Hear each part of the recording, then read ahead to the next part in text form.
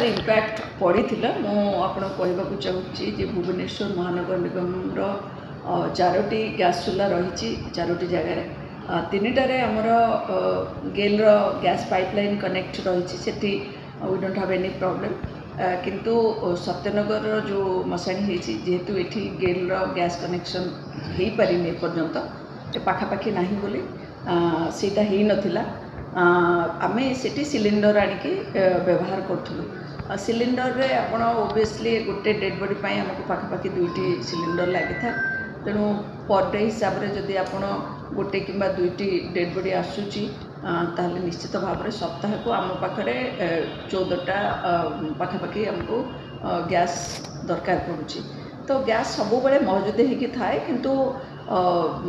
ये जो मध्यप्राच्य युद्ध पाई टिके सर्टेज रही जेहेतु ये जो गैस एजेंसी गुड़ाक पाखे सप्लाई टिके कम रही तेणु से आमको लास्ट 5 तारिख सप्लाई दे नथिले आमर जे एजेंसी से कहते आमको जो कमर्शियल गैस उपरे रिस्ट्रिक्शन टिके तेणु आम दौना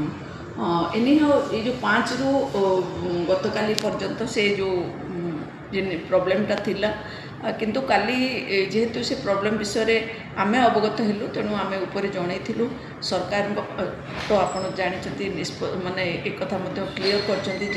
कौन सर्टेज एमती हम ना जोड़ा एसेंशियल कार्यक्रम रही गैस जो दरकार पड़ुछि सेठी गैस कौन अभाव रहा जो मैंने कृत्रिम अभाव किसी जगह सृष्टि करा स्ट्रिक्टली आड्रेस करा जो कि एस्मा लागू होती आपने जानते तेणु काली जितेबले सरकार दृष्टिगोचर एक कथा करइथिलु परवर्ती पर्यायर से एजेंसी को इंस्ट्रक्शन आसी क्रिमेशन ग्राउंड को गैस कौन असुविधा हम ना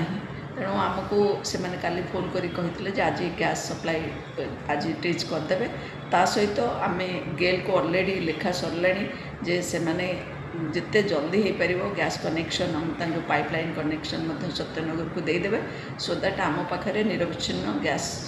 मिल तेणु किसी असुविधा हम नहीं आम पाखे ऑप्शन जो काठर जो क्रिमेशन ये रही तेणु से समस्त व्यवस्था रही ओएफडीसी आम काठ दूसरी कौन असुविधा नहीं सेटा भी आम गोटे कनसेसनाल रेट काठ लोक जोगाऊँ आ सहित जो मैंने गरीब लोक हरिश्चंद्र योजना आम कनेक्ट कर दूँ तेणु कौन असुविधा हेनी गैस को लोक प्रिफर कर पल्यूशन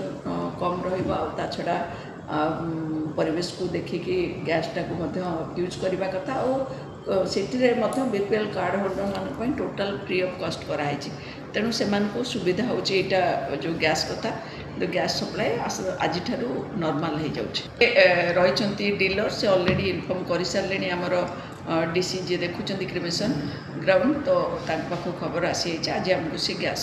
सप्लाई करदे 2026-27 बजेट रे कृषि और कृषकों सर्वांगीन विकास को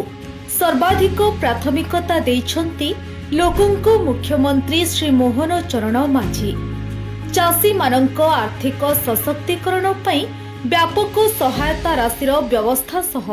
कृषि क्षेत्र में आधुनिक ज्ञानकौशल और यांत्रिकीकरण को प्रोत्साहन देबा पई अनेक गुरुत्वपूर्ण पदक्षेप ग्रहण करिसंती। समृद्ध कृषक योजना पई 6088 कोटी, पीएम किसान योजना रे 20,230 कोटी, कृषि यांत्रिकीकरण एवं कृषि उद्योग पई 841 कोटी और श्री अन्न अभियान पई 400 कोटी टंकार व्यय बराद करा जायछि। एही बजेट अधीन रे पुष्टि शस्यर चाष और व्यवहार को वृद्धि करने सहित